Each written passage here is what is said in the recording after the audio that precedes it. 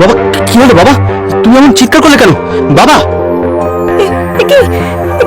বাড়ির দুয়ারে এসব কি?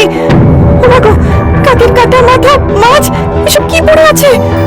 না, যেও না, ওসব স্পর্শ করো না বৌমা, ওগুলো অভিশপ্ত। অভিশপ্ত? কি বলছো কি বাবা? আর তোমার কি হয়েছে? আরে কোথায় কষ্ট হচ্ছে তুমি বলো আমাকে। তোমাকে তোমাকে হাসপাতালে নিয়ে যেতে হবে, চলো। হাসপাতাল? ডাক্তার কেউ কিছু করতে পারবে না রে খোকা, ও কাউকে ছাড়বে না, আমার বংশ শেষ করে দেবে। ও উন্মাদ হয়ে গেছে খোকা। তার মানে এসব কি বলছো বাবা? তুমি কার কথা বলছো? আমি আমি তো কিছু বুঝতে পারছি না। ওগো, কিছু করো বাবা, বাবা। বাবা, তোমার কিছু হবে না। লালু, ডাক্তার নিয়ে এসো তাড়াতাড়ি। লালু। খোকা, খোকা, ও আমাদের ছাড়বে না, ও প্রতিশোধ নিচ্ছে। পালা, পালিয়ে যা খোকা, বাঁচতে চাস তো পালিয়ে যা। বাবা, বাবা, বাবা, এ কি হলো তোমার? কি হলো তোমার বাবা? এসব কি হয়ে গেল? কি হয়ে গেল? ঠিক তখনই আকাশ পাতাল কাঁপিয়ে দূর জঙ্গল থেকে ভেসে এলো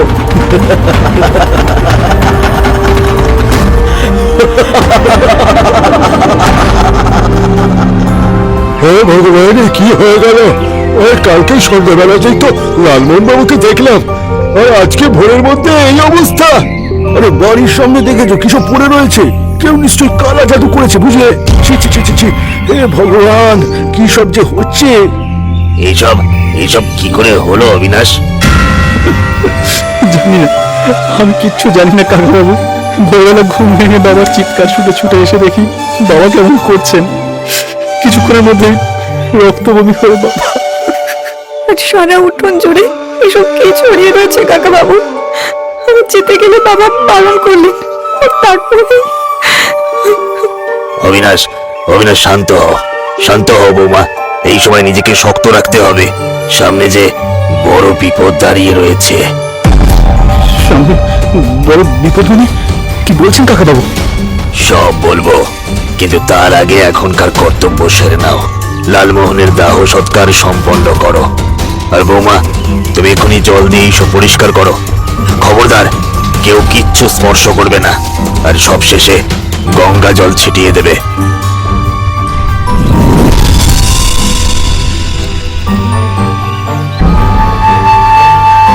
কাকাবাবু, আর চুপ করে থাকবেন না।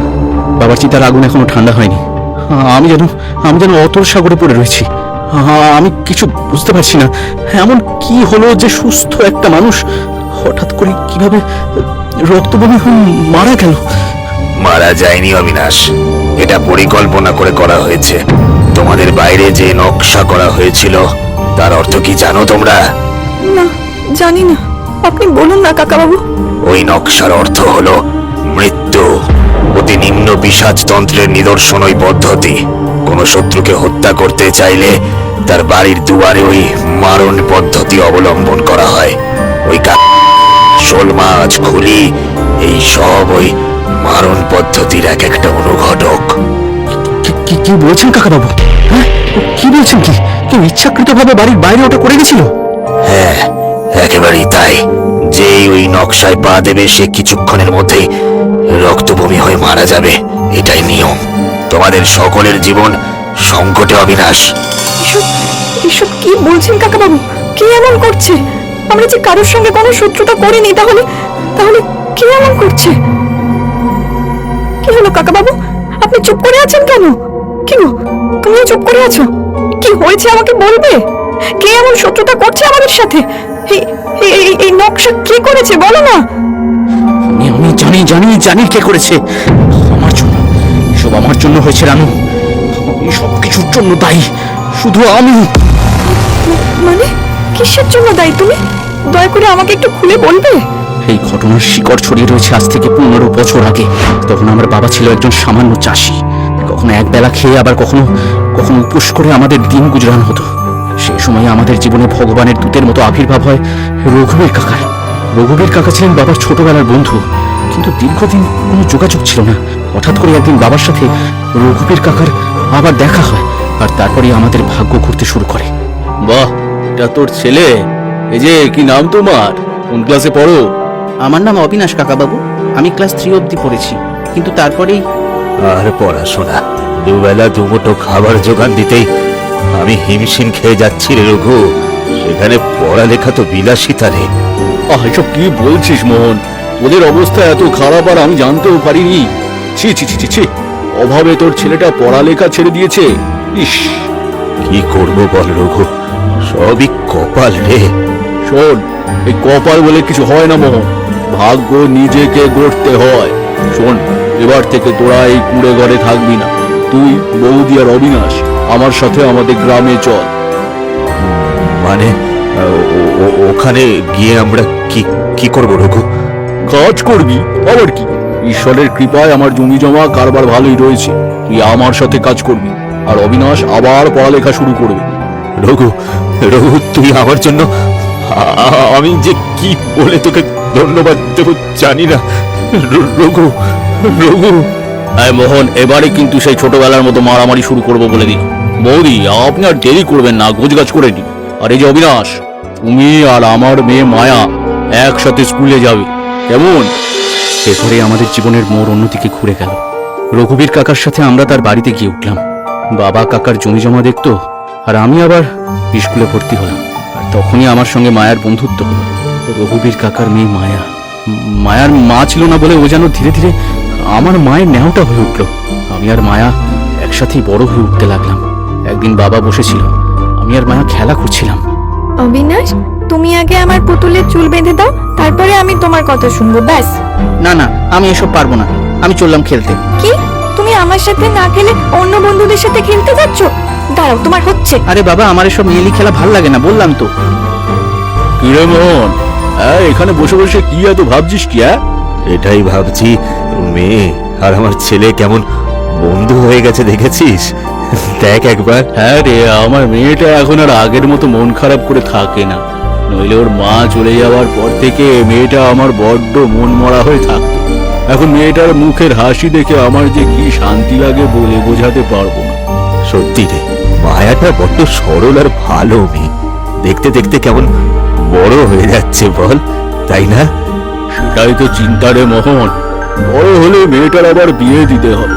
কি জানি এই মেয়েকে ছাড়া আমি কি করে বাঁচবো। এই সমস্যার একটা সমাধান কিন্তু আমার কাছে আছে। তার মানে? তার মানে চল, আমাদের এই বন্ধুত্বের সম্পর্ককে আমরা চিরকালের সম্পর্কে বদলে দিই। তাহলে তোরও মেয়েকে ছেড়ে থাকতে হবে না, আর তার সাথে সাথে জামাইও পেয়ে যাবি। শোন না, মায়াকে আমায় দিবি? হ্যাঁ, বল না। মোহন, তুই তুই সত্যি বলছিস? আমার মেয়েকে তুই অবিনাশের জন্য নিবি? হ্যাঁ রে রঘু, মায়ার মতো মেয়েকে জীবন সঙ্গী হিসেবে পেলে আমার অবিনাশ জীবনে অনেক উন্নতি করবে। তুই তুই কিন্তু না করিস না, হ্যাঁ, তুই না করিস না। আরে না কেন করব? এই তো আমার খুশির খবর রে। আজকে থেকে আমার মায়া তোর, আর তোর অবিনাশ আমার ছেলে হলো। কিন্তু ভবিষ্যতে এই জমি আর আমার সম্পত্তি সব অবিনাশের হবে। বাবা সেদিন আমার আর মায়ার সম্বন্ধ ঠিক করেছিল, কিন্তু এর পিছনে বাবার যে এক অভিসন্ধি ছিল সেটা আমি পরে বুঝেছিলাম। আমি আর মায়া তখন শৈশব পেরিয়ে যৌবনে পা দিয়েছি। আমি পড়াশোনায় খুব ভালো ছিলাম। স্কুলের মাস্টারমশাইরা বললেন আমাকে শহরে পড়তে পাঠাতে, কিন্তু বাবার তো সেই সামর্থ্য নেই।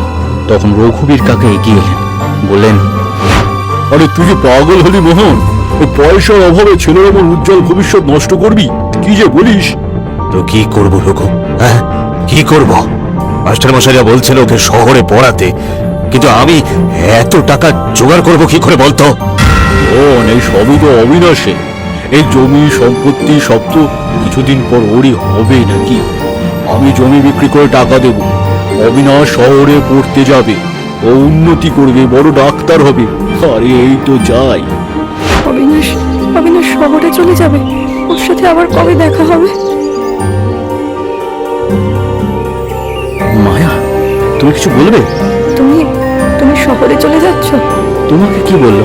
হ্যাঁ, স্কুলের মাস্টাররা বলেছেন বটে, কিন্তু আমার বাবার সেই সামর্থ্য নেই মায়া, তাই শহরে গিয়ে আমার পড়া সম্ভব নয়। কেন? বাবা তো বলেছে তোমাকে জমি বিক্রি করে শহরে পড়তে পাঠাবেন। আমি এক্ষুনি শুনে এলাম। তুমি তুমি সত্যি বলছো মায়া? আমি শহরে পড়তে যাব? হ্যাঁ, তুমি সত্যি বলছো? কাকাবাবু আমার যাওয়ার ব্যবস্থা করবেন, আমার স্বপ্ন পূরণ হবে, আমি বড় ডাক্তার হব মায়া। আর শহরে গিয়ে আমাকে ভুলে যাবে, তাই তো? এ কি মায়া, তুমি তুমি কাঁদছো কেন? তোমায় কি আমি ভুলতে পারি বলো তো? তুমি আমার সব থেকে ভালো বন্ধু যে। মিথ্যে কথা। আমি জানি ওখানে তোমার অনেক নতুন নতুন বন্ধু হবে, আর তোমার আমার কথা মনে পড়বে না। ধুর বোকামে, তোমার জায়গা আমার জীবনে কেউ নিতে পারবে না মায়া, কেউ না। তুমি আমার সেই সময়ের বন্ধু যখন কেউ আমার সাথে ছিল না। সত্যি? কিন্তু আমার তোমাকে খুব মনে পড়বে, খুব। আমারও তোমাকে খুব মনে পড়বে মায়া, আর যখনই মনে পড়বে আমি চিঠি লিখবে, কেমন? এরপরই আমি ডাক্তারি পড়তে শহরে চলে যাই। প্রথম প্রথম মায়া চিঠি লিখলে খুব খুশি হতাম, তার উত্তরও দিতাম, কিন্তু কিন্তু ধীরে ধীরে সবটা বিরক্তিকর মনে হতে লাগলো। তখন আমার জীবনে সবকিছু অন্যরকম। ছুটিতে বাড়ি গেলেও মায়ের সাথে দেখা করতাম না। শহরের মেয়েদের দেখে মায়াকে যেন বড্ড গিয়ে আর অশিক্ষিত মনে হতো। ওদিকে আমিও যখন মায়াকে ভুলতে বসেছি, ওদিকে বাবাও তখন অন্য অভিসন্ধি করছে। তিনি ততদিনে বিয়ের নামে রঘুবীর কাকার প্রায় সব সম্পত্তি হস্তগত করে নিয়েছে। একদিন রঘুবীর কাকা বাবাকে বলল, আরে মোহন, দেখতে দেখতে তো অনেকটা বছর কেটে গেল, অবিনাশের ডাক্তারি পড়াও প্রায় শেষ। এবার একটা শুভ দিন দেখে আমাদের ওদের এই 4 হাত এক করে দেওয়া উচিত, বুঝলি?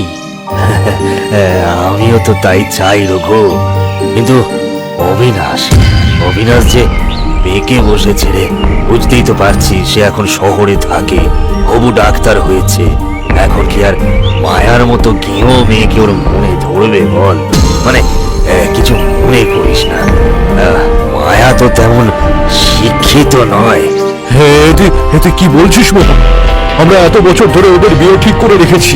আমার মেয়েটা এত বছর ধরে অবিনাশকে মনে মনে স্বামী হিসেবে ভালোবেসেছে, কত স্বপ্ন বুনেছে, আর এখন তুই? আরে আরে আমাকে আমাকে ভুল বুঝিস না রঘু, শান্ত হ শান্ত হ। দেখ রঘু, আমিও তো এটাই চেয়েছিলাম, কিন্তু এখনকার ছেলেদের তো জানিসই তুই। তুই তুই ভাবিস না, আমি বরং অবিনাশকে বলে দেব ওর ওখানে যেন মায়ার জন্য একটা ভালো ছেলে দেখে রাখে, ঠিক আছে? থাক মোহন, থাক। তোর মনের ভাব আমি বুঝেছি। একে হয়তো বন্ধুত্ব বলে। আমার বন্ধুত্বের খুব ভালো মূল্য দিলি তুই মোহন, খুব ভালো মূল্য দিলি। আহা হা, তুই এরম ভাবে বলছিস কেন রঘু? কি আশ্চর্য, এই তোদের সাহায্য নিয়েছি বলে কি তোদের কাছে দাসখত লিখিয়েছি নাকি রে আমরা? হ্যাঁ, নেহাত তুই দুঃসময় উপকার করেছিলি, নইলে মায়া কোন দিক থেকে আমার অবিনাশের যোগ্য বলতো? না আছে রূপ আর না আছে গুণ, যত সব। মোহন, খবরদার, আমার মেয়ে আমার গর্ব, ওকে নিয়ে আমি একটা কথাও শুনবো না। চোর, বেঈমান, আমার সব সম্পত্তি আমি তোদের নামে করেছি, আর এখন তুই? হ্যাঁ হ্যাঁ, এখন আমি বলছি আমার ছেলের বিয়ে আমি মায়ের সাথে দেব না, আর এটাই আমার শেষ কথা। আমি অনেক ভালো পাত্রী পেয়েছি, সুন্দরী, উচ্চবিত্ত, আর সবচাইতে বড় কথা, মোটা টাকা পণ দেবে ওরা। তাই ওখানেই আমি আমার ছেলের বিয়ে দেব। সেদিন রঘু কাকা স্তব্ধ হয়ে গেছিল। সত্যি লোভ আর স্বার্থে আমরা এতটা অন্ধ হয়ে গেছিলাম যে কিছু দেখতে পাচ্ছিলাম না। মায়া সবটা জেনে পাথর হয়ে গেছিল। আর যেদিন আমার সাথে তোমার বিয়ে হয়, সেদিন সেদিন দুঃখে, কষ্টে, অপমানে মায়া গ্রামের লোকের অপমান, লাঞ্ছনার সহ্য করতে পারছিল না মেয়েটা। এর 2 দিন পরে আমরা খবর পাই তুমি তখন বাপের বাড়িতে। আমার এখনো মনে আছে সেদিনটা। রঘু কাকা এসেছিল এখানে, আর সেই দৃষ্টি আমি কোনোদিন ভুলবো না। কাকা আঙুল তুলে বলেছিল, আমার মেয়ে করেছে, শুধু তোদের জন্য করেছে আমার মেয়ে। আমি তোদের ছাড়বো না, তোদের বংশ নির্বংশ করে তবে আমি শান্তি পাবো। এবার তোরা বুঝবি, এবার তোরা বুঝবি নিজের লোক হারালে কেমন লাগে। ছি ছি ছি ছি ছি ছি, আমার ঘেন্না লাগছে তোমাদের এখানে আর এক মুহূর্ত থাকতে। ছি, তোমরা এত নীচ, এত স্বার্থপর তোমরা, ছি। ক্ষমা করে দিন কাকা বাবু, অন্যায় হয়ে গেছে আমাদের। আমরা লোভের বশে অন্যায় করেছি, কিন্তু কিন্তু এবারে কি করব বলুন, দয়া করে আমাদের রক্ষা করুন। উপায় একটাই অবিনাশ, এখান থেকে পালিয়ে যাও। রঘুবীর তোমাদের ছাড়বে না, ও তোমাদের নির্বংশ করে দেবে। ভালো চাও তো পালিয়ে যাও। কিন্তু কাকাবাবু, আপনি কি করে জানলেন ওনার সম্পর্কে? আর উনি এইসব কিভাবে জানলেন?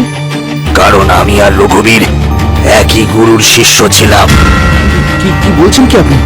হ্যাঁ অবিনাশ, সে প্রায় বছর 5 আগের কথা। তখন আমি এক সাধিকা মায়ের সান্নিধ্যে সাধনা করি। একদিন এক খ্যাপাটে গোছের একজন সাধিকা মায়ের কাছে এসে উপস্থিত হলো। সাধিকা মা ছিলেন দয়ার প্রতিমূর্তি। তিনি তাকে আশ্রয় দিলেন। পরে জেনেছিলাম ওর নাম রঘুবীর। রঘুবীর দিন রাত সাধিকা মায়ের সেবা করত। তিনি যা আদেশ দিতেন অক্ষরে অক্ষরে পালন করত। এইভাবে কেটে গেল 3টে বছর। রঘুবীরের সেবা আর সমর্পণে খুশি হয়ে একদিন সাধিকা মা তাকে বললেন, আরে রঘু, তোর সেবা আর সমর্পণ দেখে আমি খুবই প্রসন্ন হয়েছি। তুই বিনা স্বার্থে যেইভাবে আমার কাছে রয়েছিস তাতে আমি অত্যন্ত খুশি হয়েছি। বল বল, তোর কি চাই? আমার আমার যে কিছু চাওয়ার নেই মা। কার জন্য চাইবো? আমার যে কেউ নেই। তাতে কি হয়েছে? নিজের জন্য কিছু চাইতে পারিস, বল না। আমাকে আমাকে এমন বিদ্যা শেখাতে পারবেন না যা যে একটা বংশকে নির্বংশ করে দেওয়া যায়, শেষ করে দেওয়া যায়। এ কি বলছিস রঘু? এই 3 বছরে তোকে যে একটা পিঁপড়ে পর্যন্ত মারতে দেখিনি, আর সেই তুই? না না না না না, এটা আমি তোকে শেখাতে পারবো না। তাহলে আমার কিছু চাওয়ার নেই মা, কারণ আমার জীবনের একটাই উদ্দেশ্য, একটাই, ওর বংশকে নির্বংশ করা, শেষ করে দেওয়া। সেই দিন মা রঘুকে নিরস্ত করেছিলেন ঠিকই, কিন্তু পরে তাকে সেই বিদ্যা শেখাতে বাধ্য হয়েছিলেন। আর আমি সেদিন জঙ্গলের দিক থেকে ওই বিভৎস হাসির শব্দ শুনেই বুঝেছিলাম এই কাজ রঘুবীরের। সে ছাড়বে না, কাউকে ছাড়বে না। দয়া করুন, দয়া করুন, আপনি আমাদের বাঁচান কাকাবাবু, আমাদের বাঁচান। সে সম্ভব নয় অবিনাশ, ওই বিদ্যা আমার জানা নেই। তাছাড়া আমি তোমাদের সাহায্য করলে হয়তো সে আমার বাড়ির বাইরেই। না না, পালাও পালাও, বাঁচতে চাও তো পালাও তোমরা। এরপর কেটে গেছে প্রায় 12 বছর। অবিনাশ রানুকে নিয়ে সেই গ্রাম ছেড়ে আজ হিমুলপুরে বাস করে। দিন পেরিয়েছে আর অবিনাশের বয়সও বেড়েছে। তাদের এক কন্যা সন্তানও হয়েছে। স্ত্রী সন্তান নিয়ে সুখেই জীবন কাটছিল অবিনাশের, কিন্তু সে জানতো না তার আড়ালে একজন আজও প্রতিশোধের জ্বালায় জ্বলছে। সেদিন অবিনাশ ভোরবেলা দরজা খুলতেই চমকে উঠল। সে দেখল তার ঘরের দুয়ারে সেই অদ্ভুত নকশা। এক লহমায় অবিনাশের মনে পড়ে গেল 12 বছর আগের ঘটনা।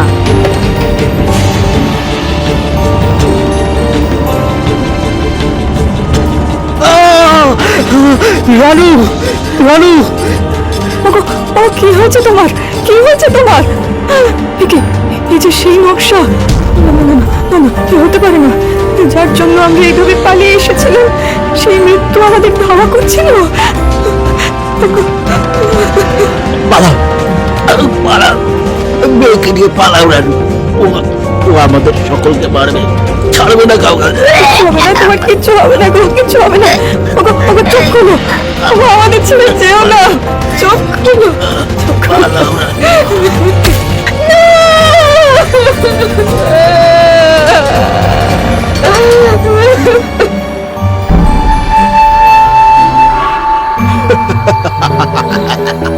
শেষ, আর একটা শেষ।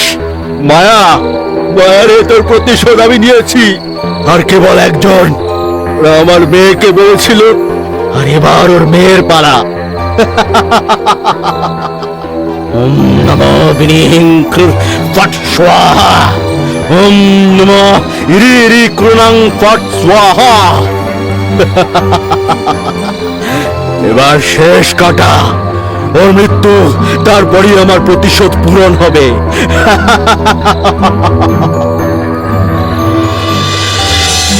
এই, তুমি ওই বাড়িতে কি করছিলে? এই অন্ধকারের মধ্যে চুরি করতে এসেছিলে নাকি?